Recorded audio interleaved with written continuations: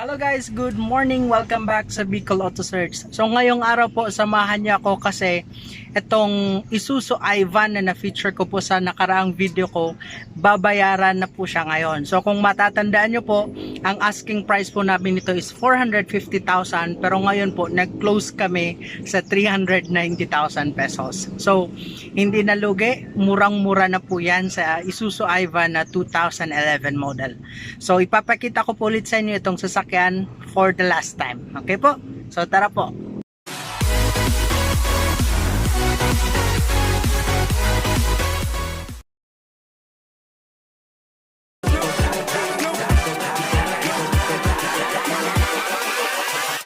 Hold up.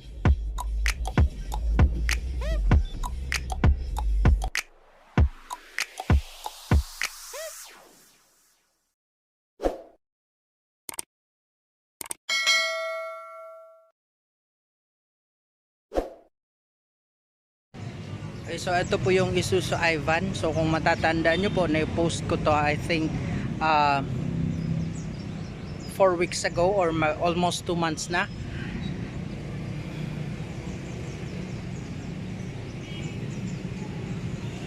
So madami na rin tumingin nito na buyer and marami na rin tumawad. Pero nung mga nakaraan hindi pa kasi binibigay kasi parang hindi pa naman gaano kailangan yung cash. Hindi pa naman kailangan ng may-ari yung pera. Pero ngayon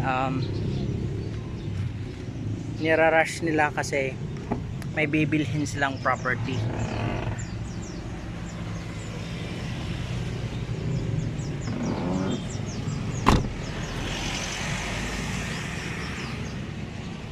Actually kanina matagal kaming nag-usap-usap kasi from 450,000 na asking price, nag-negotiate kami hanggang 430 down to 410 and then ngayon humihirit si buyer ng hanggang 390,000. So medyo natagalan din mag-decide yung owner, pero yun nga, dahil sa nangangailangan sila, kaysa naman mas matagalan pa, kaysa naman mas may stock pa, mas lalong bababa yung value, lalong lalo na wala silang parking, so nagagasgasan lang masyado. So yun, pumayag na si seller and then okay na rin kay buyer yung 390,000.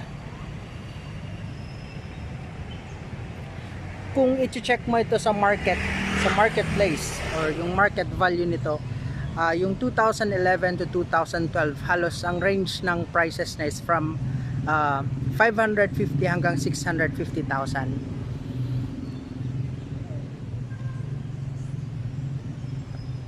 So far ang nakikita ko lang issues dito itong door lock niya. Hindi na kasi ito na masyado na isasara. Then ito, hindi na rin siya dyan naglalak.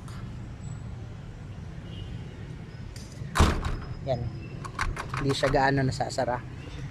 Then itong tail light niya, faded po siya.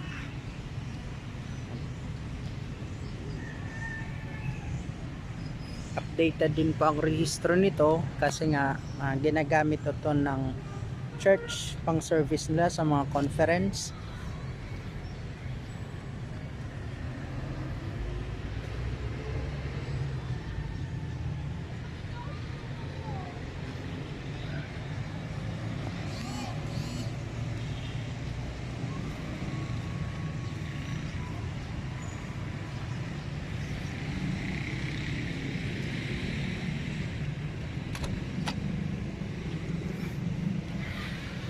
So dito sa loob, kung makikita nyo, naka ilang seaters ba to? 16 dito.